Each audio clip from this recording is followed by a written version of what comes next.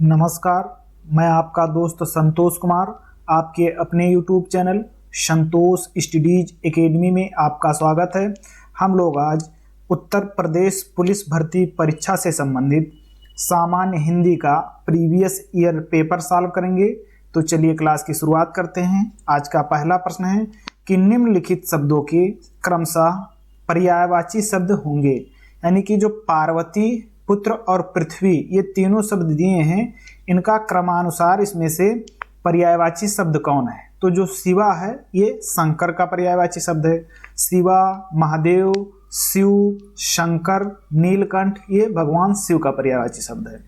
अवनी, अवनी मतलब होता है पृथ्वी, यानी कि पृथ्वी, भूमि, धरती ये सब भूमि ये अवनी के पर्यायवाची शब्द हैं। आत्मजा, आत्मजा मतलब होता है पुत्री, ये जो है पुत्री का पर्यायवाची शब्द है। पुत्री, शुता, आत्मजा। रुद्राणी, जो रुद्राणी है, रुद्राणी के मतलब होता है पार्वती, रुद्राणी पार्वती का पर्यायवाची शब्द है। नंदन, नंदन पुत्र का पर्यायवाची शब्द है। और जो अवनी है ये पृथ्वी का पर्यायवाची शब्द है। उमा, जो उमा है ये उमा पार्वती का पर्यायवाची शब्द है। सुत, सुत मतलब होता है पुत्र, ये पुत्र का पर्यायवाची शब्द है। लेकिन जो सुधा है, सुधा के मतलब होता है अमृत, तो सुधा अमृत का पर्यायवाची शब्द है। सुमन, सुमन का पर्यायवाची शब्द पुष्प है। सुता, सुता मतलब होता है पुत्री, यानी कि ये पुत्री का पर्यायवाची शब्द है। वसुधा पृथ्वी का पर्यायवाची शब्द है। तो इसमें देखिए ऑप्शन बी में है कि रुद्राणी मतलब पार्वती, नंदन मतलब पुत्र और अवनी मतलब पृथ्वी, इसलिए ऑप्शन बी का जो क्रम है वो सही है। तो इसमें ऑप्शन बी सही है। अब अगले प्रश्न पर चलते हैं। अगला है कि तेलुगु शब्द की उत्पत्ति निम्नलिखित में से किस शब्द से हुई है। जो तेलुगु शब्द है, तो तेलुगु संस्कृत भाषा में इसका मूल शब्द त्रिलिंग होता है, तो इसलिए इसमें ऑप्शन बी सही है, त्रिलिंग। अगले प्रश्न पर चलते हैं। अगला प्रश्न ये अपठित गद्यांश है और इस पठित गद्यांश को पढ़कर आगे के 5 प्रश्नों को हमें हल करना है। तो सबसे पहले हम सब इसको पढ़ लेंगे। लिखा है कि विज्ञान और दर्शन दोनों के रास्ते एक की मंजिल तलाश करते हैं। यह जरूर है कि विज्ञान में अंध आस्था की प्रवृत्तियों के लिए कोई जगह नहीं होनी चाहिए। विज्ञान में सत्य के साक्षात्कार का कोई दावा नहीं चलता। मतलब यह है कि कोई भी सिद्धांत अपने आप में कभी निरपेक्ष अकाट्य या परम सत्य नहीं होता।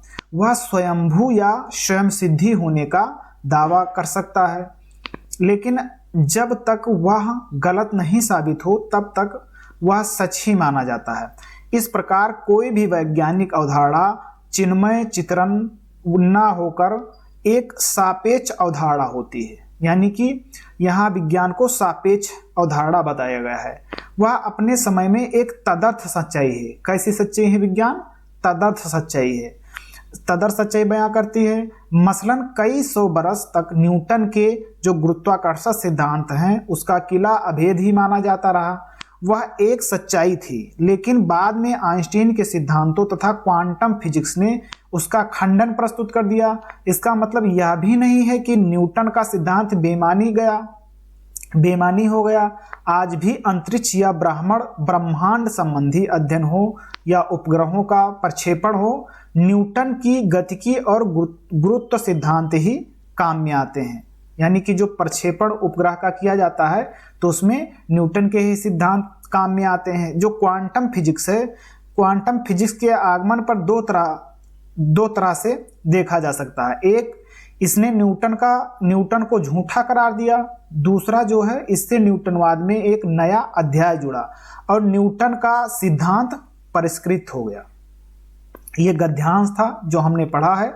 अब आगे जो प्रश्न दिए हैं इससे संबंधित 5, तो उसको हल करेंगे। तो ये पहला है, गद्यांश से संबंधित पहला प्रश्न है। ये कह रहा है कि विज्ञान के संदर्भ में असत्य कथन है, यानी कि असत्य कथन छांटना है। ये कह रहा है कि विज्ञान में सत्य के साक्षात्कार का कोई दावा नहीं चलता। ये बात बिल्कुल सही है कि सत्य के साक्षात्कार का कोई दावा नहीं चलता। हमें असत पहचाननी है यहाँ पर।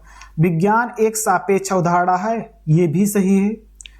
विज्ञान अपने समय की वास्तविक सच्चाई बयां करती है, नहीं, उसमें कहा गया है कि जो विज्ञान है तो विज्ञान अपने टाइम की तदर्थ सच्चाई बयां करती है, तदर्थ, ना कि वास्तविक।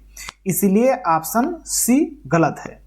डी कहता है विज्ञान और दर्शन दोनों के रास्ते एक ही मंजिल की तलाश करते हैं, तो ये बात बिल्कुल सही है कि जो विज्ञान है और दर्शन है, इनके जो रास्ते हैं वो एक ही मंजिल तलाश करते हैं। तो इसीलिए ऑप्शन सी गलत कह रहा है, तो गलत कथन ऑप्शन सी है। अब अगले प्रश्न पर चलते हैं।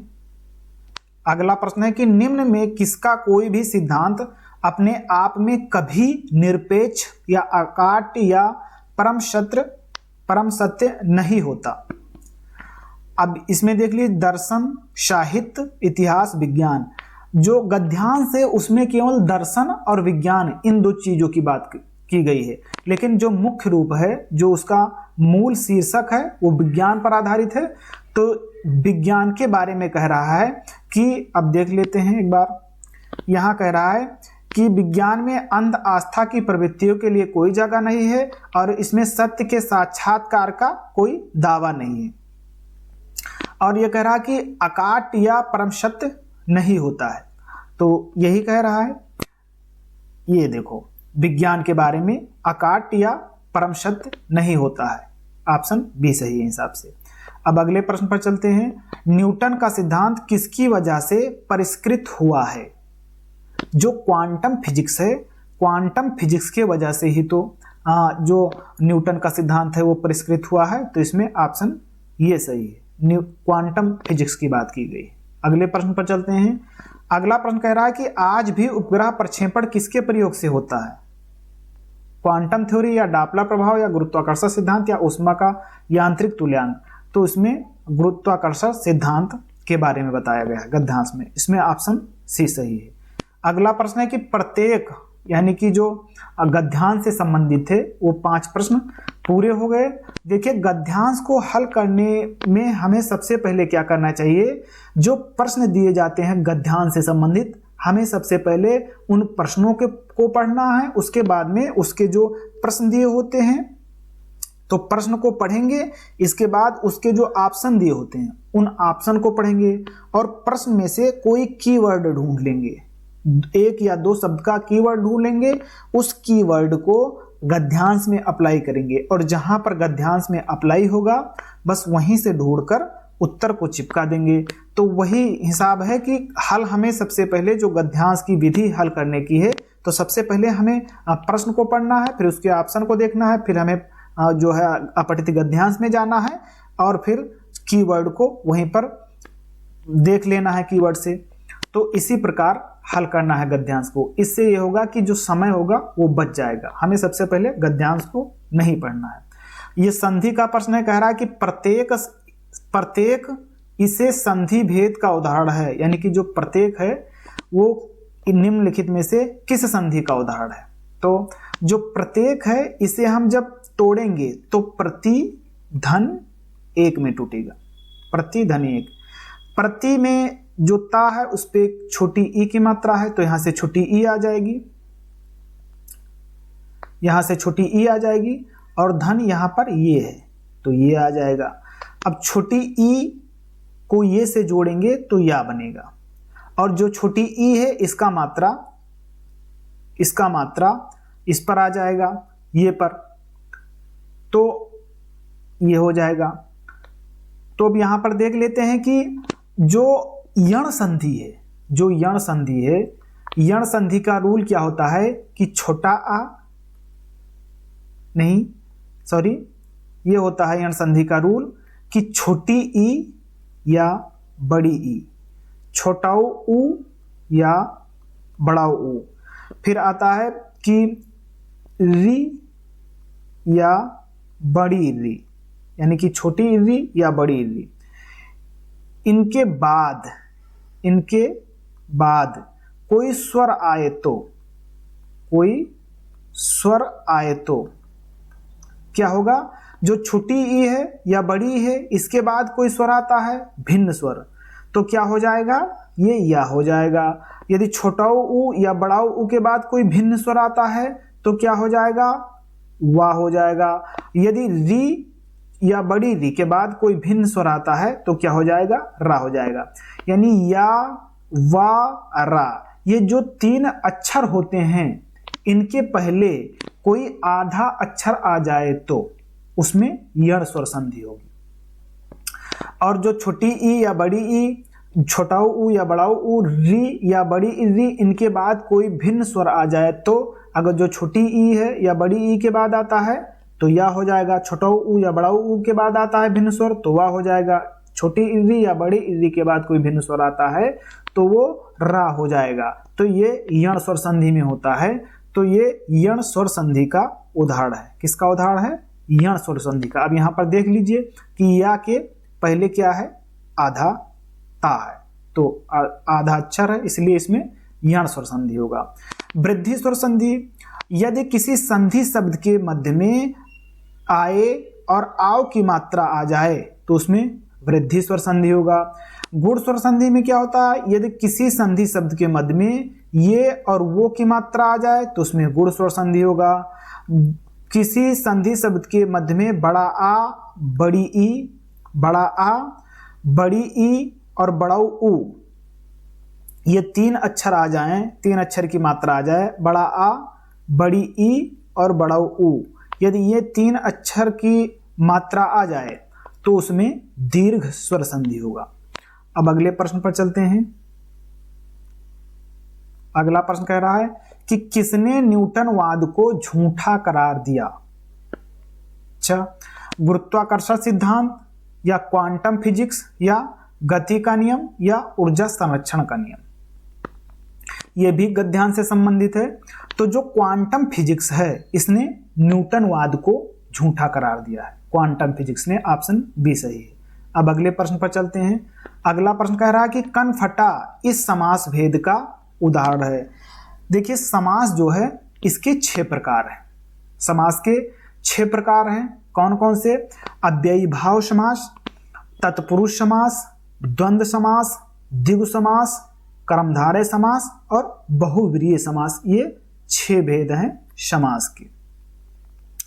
जो अव्ययी भाव समास है इसमें क्या होता है, इसका उत्तर पर प्रधान होता है, और जो अव्ययी भाव समास है इसका जो प्रथम पद है ये उपसर्ग, अव्यय या प्रधान होता है, और जो दूसरा पद होता है यानी कि उत्तर पद होता है ये गौड़ होता है। बहुव्रीहि समास में क्या होता है, बहुव्रीहि समास के दोनों पद प्रधान जो होते हैं वो अप्रधान होते हैं। बहुव्रीहि समास के दोनों पद अप्रधान होते हैं और किसी तीसरे पद की ओर संकेत करते हैं, यानी कि इसमें तीसरा पद प्रधान होता है। द्वंद्व समास में दोनों पद प्रधान होते हैं और इसके मध्य में या, और या अथवा शब्द आता है। कर्मधारय समास में क्या होता है कि जो कर्मधारय समास है इसमें उपमान, उपमेय, विशेषण, विशेष ये आते हैं, और इसके मध्य में जब इससे आप जो है समास भेद करेंगे तो इसमें इसके बीच में है, जो, के समान, रूपी ये शब्द आ जाते हैं तो उसमें कर्मधारय समास होगा। तो इसमें कह रहा है कनफटा।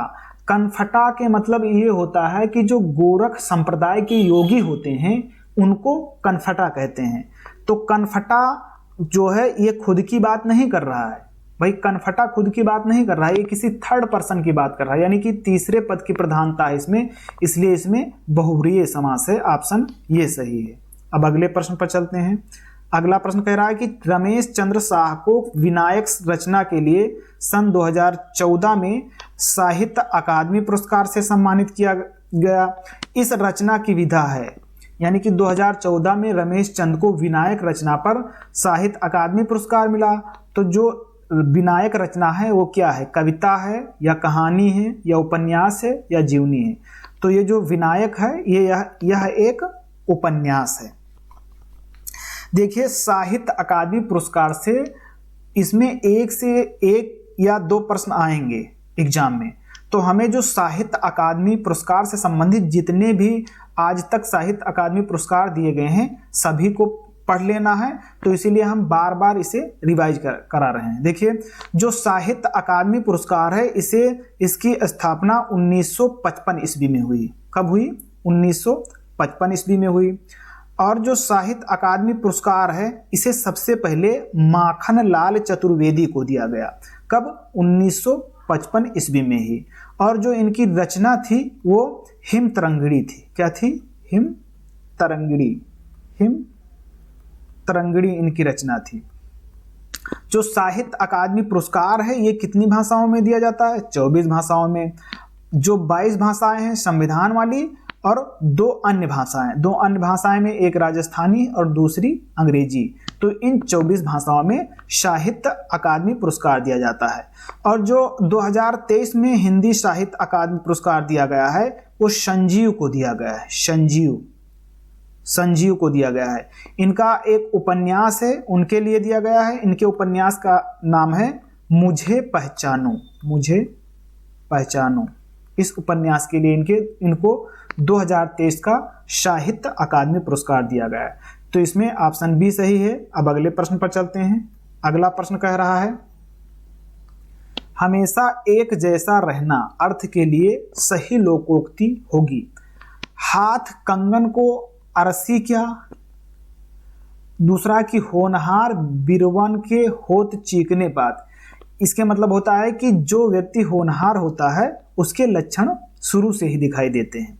मुंह में राम बगल में छुरी। इसके मतलब ये होता है कि सामने यानी कि प्रत्यक्ष रूप से मित्रवत जैसा व्यवहार करता है और पीछे से नुकसान पहुंचाता है। चौथा है कि सावन हरे न भादो सूखे। ये मतलब ये होता है कि हमेशा एक जैसा रहना। ये मुहावरे का अर्थ है, लोकोक्ति का अर्थ है सावन हरे न भादो सूखे। इसमें ऑप्शन डी सही है। अब अगले प्रश्न पर चलते हैं। अगला प्रश्न कह रहा है कि दिए गए पर्यायवाची शब्दों में से वाक्य में आए रिक्त स्थान के लिए सही शब्द चुनिए। अब देखिए यहाँ मृग है और यहाँ घास खा रहा है। तो इसमें लिखा है जो मृग का ये जो बछड़ा है, बछड़ा गाय के बच्चे को कहते हैं।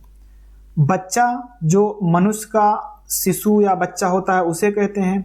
और जो शिशु होता है ये भी मनुष्य के बच्चे को कहते हैं जब वो शैशवावस्था में होता है, यानी कि जब 1 वर्ष के मतलब 1 से 2 वर्ष का होता है, यानी कि 2 वर्ष के जब अंदर होता है मनुष्य का बच्चा तो उसे शिशु कहते हैं। ठीक।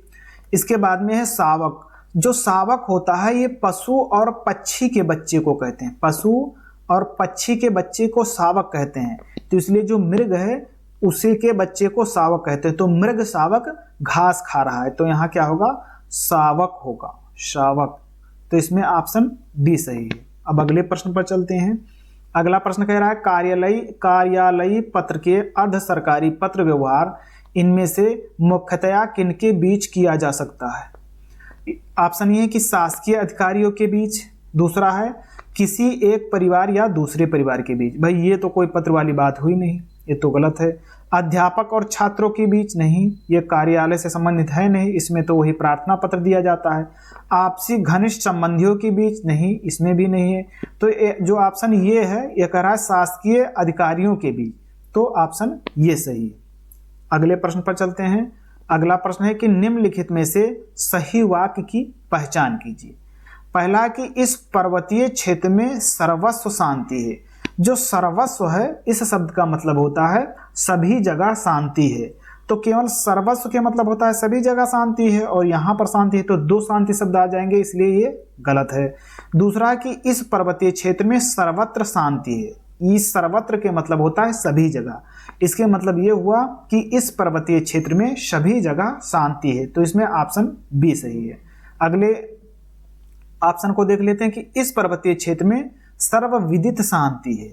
नहीं, यहाँ पर सर्वविदित होगा नहीं। सर्वविदित मतलब होता है जिसको सभी लोग जानते हों। इस पर्वतीय क्षेत्र में सर्वहारा शांति है, ये भी नहीं होगा, तो इसमें ऑप्शन बी सही होगा। अब अगले प्रश्न पर चलते हैं। अगला प्रश्न कह रहा है कि त्रिलोचन शास्त्री को हिंदी अकादमी का सलाका सम्मान कब प्रदान किया गया? तो 1989 और 90 में सलाका सम्मान प्रदान किया गया त्रिलोचन शास्त्री को। ऑप्शन बी सही है। अगले प्रश्न पर चलते हैं। अगला प्रश्न कह रहा है कि भारतीय संविधान के अनुच्छेद 210 में निर्देशित है, यानी कि अनुच्छेद 210 में क्या निर्देशित है? संसद की भाषा। जो संसद की भाषा है ये अनुच्छेद 120 में है। अनुच्छेद 120 में संसद की भाषा है। विधानमंडल, तो विधानमंडल की भाषा अनुच्छेद 210 में है। और राज्य की भाषा यानी कि जो राज्य की भाषा है, राज्य की भाषा अनुच्छेद 345 में है। और संघ की भाषा अनुच्छेद 343 ये कहता है कि जो है देवनागरी लिपि में संघ की भाषा हिंदी होगी। देवनागरी लिपि में संघ की भाषा हिंदी होगी, अनुच्छेद 343 कहता है। तो अनुच्छेद 210 की बात पूछ रहा है, तो इसमें विधानमंडल की भाषा है, ऑप्शन बी सही है। अब अगले प्रश्न पर चलते हैं। अगला प्रश्न कह रहा है कि निम्नलिखित किस वाक्य में अकर्मक क्रिया का प्रयोग हुआ है। अकर्मक क्रिया पहचानना है। देखिए, अकर्मक और सकर्मक ये दो क्रियाएं होती हैं। सकर्मक क्रिया वह कहते हैं जिसमें क्रिया के साथ कर्म प्रयुक्त होता है, उसे सकर्मक क्रिया कहते हैं। और जिसमें क्रिया के साथ कर्म प्रयुक्त नहीं होता है उसे अकर्मक क्रिया कहते हैं। तो देख लेते हैं, इसमें है मैं सोता हूं। मैं करता है, सोता हूं क्रिया है, और जो हूं है ये सहायक क्रिया है, और सोता मुख्य क्रिया है। अब यहां पर लिखा है कि मैं सोता हूं। जब जो क्रिया होती है, इसका जो सकर्मक और अकर्मक क्रिया को पहचानने का सबसे सरल तरीका यह है कि क्रिया में आप क्या से प्रश्न पूछेंगे, यानी कि क्रिया में क्या लगाकर प्रश्न पूछेंगे, और इसका जवाब मिल जाता है तो सकर्मक क्रिया है, जवाब मिला तो सकर्मक क्रिया, जवाब नहीं मिला तो अकर्मक क्रिया। ठीक, तो अब लगा के देख लेते हैं। लिखा है मैं सोता हूं, तो क्या सोता हूं, इसका हमें जवाब कुछ मिला नहीं मिला, इसलिए ये अकर्मक क्रिया है। ऑप्शन ये सही है, अकर्मक क्रिया पूछ रहा है।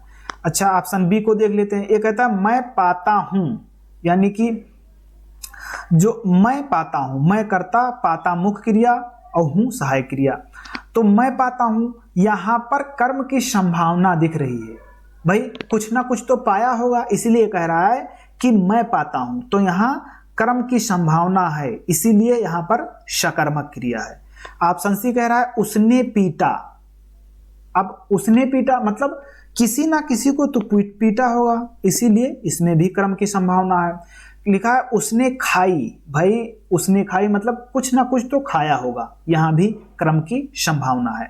तो जो सकर्मक क्रिया होती है इसमें दो पार्ट होते हैं। एक ये होता है कि एक जगह पे कर्म की संभावना बनती है कि यहाँ कर्म है, संभावना में व्यक्त होगा, और या एक दूसरी जगह होता है कि वहां प्रत्यक्ष रूप से कर्म होता है। जैसे राम फल खाता है, तो यहाँ पर फल प्रत्यक्ष रूप से कर्म है। और इसमें लिखा है कि मैं खाता हूं, तो कुछ भी खा सकता हूं, फल खाया होगा या खाना खाया होगा, कुछ भी खाया होगा। तो इसलिए दोनों वाक्यों में सकर्मक क्रिया होती है, एक जिसमें प्रत्यक्ष रूप से कर्म होता है और दूसरा जिसमें कर्म की संभावना बनती है। तो इसलिए इसमें ऑप्शन ये सही है। अब अगले प्रश्न पर चलते हैं। अगला प्रश्न कह रहा है कि माँ की बहन संबंध को बताने वाला एक सार्थक शब्द है, यानी कि माँ की बहन क्या कहलाती है, चाची। जो पिताजी का भाई होता है उनकी पत्नी चाची कहलाती है। दादी यानी कि जो पिताजी की माता होती हैं वो दादी कहलाती हैं। नानी जो माता जी की माता होती है वो नानी कहलाती है। मौसी यानी कि जो माता जी की बहन होती है मौसी कहलाती है। अम्मा की बहन मौसी। अब अगले प्रश्न पर चलते हैं। अगला प्रश्न कह रहा है कि रस से भरा विग्रह का सामासिक पद इनमें से कौन सा है। रस से भरा के मतलब होता है रस भरा, रस भरा। अच्छा, जो ये रस भरा है इसमें कौन सा समास है, तो इसमें तत्पुरुष समास है, तत्पुरुष समास है। और जो तत्पुरुष समास है तो इसमें कारक के आधार पर तत्पुरुष समास के 6 भेद होते हैं, और तत्पुरुष समास का प्रथम पद गौड़ होता है और उत्तर पद प्रधान होता है। तो जो तत्पुरुष समास के 6 भेद हैं, तो इसमें एक होता है कर्ण तत्पुरुष समास। जो कर्ण तत्पुरुष समास है इसका जो कारक चिन्ह होता है वो होता है से के द्वारा, से के द्वारा। तो ये जो से चिन्ह है, से चिन्ह आता है इसमें किसमें, रस से भरा मां, इसीलिए इसमें कर्ण तत्पुरुष समास है। तो इसका और जो समासिक पद होगा ये रस भरा होगा और इसमें कर्ण तत्पुरुष समास है। ऑप्शन डी सही है। अब अगले प्रश्न पर चलते हैं।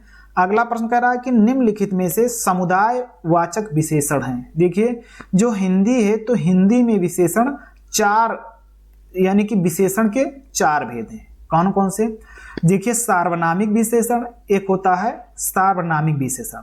सार्वनामिक विशेषण वो विशेषण होता है जो सर्वनाम से बनते हैं। दूसरा होता है गुणवाचक विशेषण, यानी कि जो गुण से विशेषण बनते हैं, जैसे अच्छा, बुरा, काला, गोरा, मीठा, ये गुणवाचक विशेषण है।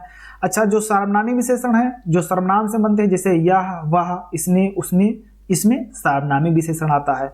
तीसरा जो विशेषण होता है वो संख्यावाचक विशेषण होता है।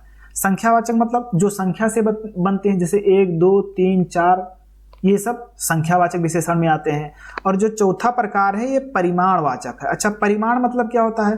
परिमाण मतलब होता है कि जो चीजें हम माप तोल सकते हैं, जैसे 2 किलो या 3 मीटर कपड़ा या 2 किलो गेहूं या 3 किलो चीनी, तो ये सब परिमाणवाचक के अंतर्गत आएंगे विशेषण के रूप में। अच्छा, विशेषण कहते किसे हैं? जो संज्ञा और सर्वनाम, जो संज्ञा और सर्वनाम की विशेषता बताता है। विशेषता मतलब जो बड़ाई करता है, यानी कि जो संज्ञा और सर्वनाम की बड़ाई करता है उसे विशेषण कहते हैं। जैसे राम बहुत अच्छा, जैसे राम अच्छा लड़का है तो हमने राम की बड़ाई कर दी, अरे बहुत अच्छा लड़का है, तो इसलिए जो अच्छा है ये विशेषण है। किसकी विशेषता बता रहा है? राम की। राम क्या है? एक संज्ञा है, तो इसीलिए जो संज्ञा और सर्वनाम का विशेषण बताता है उसे विशेषता बताता है, उसे विशेषण कहते हैं। जो समुदायवाचक संज्ञा है तो ये संख्या के अंतर्गत आता है, समुदायवाचक संज्ञा। अब यहाँ जो समुदाय है कि समुदाय विशेषण कौन है, ये संख्यावाचक विशेषण के अंतर्गत आता है। तो जो समुदायवाचक है इसके मतलब होता है ग्रुप वर्ड। अच्छा, अब हम इसमें ढूंढेंगे ग्रुप वर्ड कौन है, तो यहाँ है प्रत्येक। अच्छा, प्रत्येक मतलब ये एक एक व्यक्ति की बात कर रहा है, इसमें ग्रुप वर्ड नहीं आता है। 3, हाँ इसमें तो ग्रुप वर्ड है, इसको देख लेते हैं। दूना, इसमें भी ग्रुप वर्ड है क्योंकि 2 की बात कर रहा है, इसमें 3 की बात कर रहा है, इसमें कर रहा है 4 की बात, यानी इसमें 4 लोगों का ग्रुप है। अब यहाँ ग्रुप शब्द 3 है, लेकिन हमसे सबसे बड़ा ग्रुप कौन है इसमें? तो बड़ा जो ग्रुप है वो चारों है, यानी कि इसमें ऑप्शन डी सही होगा। इस प्रकार अब हम अगले प्रश्न पर चलते हैं। अगला प्रश्न कह रहा है कि बहुत बढ़ा चढ़ाकर कर रही गई उक्ति वाक्यांश के लिए एक सार्थक शब्द चुनिए। अच्छा, इसमें लिखा है भूमिका। भूमिका का जो वाक्यांश होता है ये होता है कि किसी क्षेत्र विशेष में किसी व्यक्ति के द्वारा किया गया कार्य, ये भूमिका होती है। अवैतनिक मतलब क्या होता है? अवैतनिक मतलब होता है कि वह व्यक्ति जो बिना वेतन या वेतन ना पाते हुए भी काम करता है उसे अवैतनिक कहते हैं। प्रष्टव्य यानी कि जिससे हम प्रश्न पूछते हैं उसे प्रष्टव्य कहते हैं। जैसे मान लिया जाए राम से मैंने प्रश्न पूछा तो राम प्रष्टव्य है। अच्छा, ये है अतिशयोक्त। अतिशयोक्त मतलब होता है कि किसी भी बात को बढ़ा चढ़ाकर बोलना, ये अतिशयोक्त होता है। तो ये ऑप्शन डी सही है। अब अगले प्रश्न पर चलते हैं। अगला प्रश्न कह रहा है कि दिए गए पर्यायवाची शब्दों में से वाक्यों में आए रिक्त स्थान के लिए सही शब्द चुनिए। लिखा है तिरंगा भारत का राष्ट्रीय है। अब इसमें सही शब्द क्या आएगा? राष्ट्रीय निशान है तिरंगा? नहीं भाई, राष्ट्रीय निशान तो अपना वो है अशोक स्तंभ जिसमें 4 शेर हैं। और लिखा है कि राष्ट्रीय चिन्ह है? नहीं, चिन्ह और निशान तो एक दूसरे के पर्यायवाची शब्द हैं। लिखा है इसमें पताका है? पताका भी नहीं है। लिखा है ध्वज है? बिल्कुल ध्वज है। लिखा है तिरंगा भारत का राष्ट्रीय ध्वज है, तो ये बात सही है कि तिरंगा जो है ये भारत का राष्ट्रीय ध्वज है। अब अगले प्रश्न पर चलते हैं। आज की क्लास पूरी हुई। क्लास आनंद लगी हो आपको, क्लास अच्छी लगी हो, इससे एग्जाम में फायदा मिलेगा, आपकी जानकारी बढ़ी हो, तो क्लास को लाइक कीजिए और चैनल को सब्सक्राइब कीजिए ताकि समय से क्लासें मिलती रहें। और आज के लिए इतना ही। अब हम मिलते हैं अगली क्लास में, तब तक के लिए जय हिंद, नमस्कार।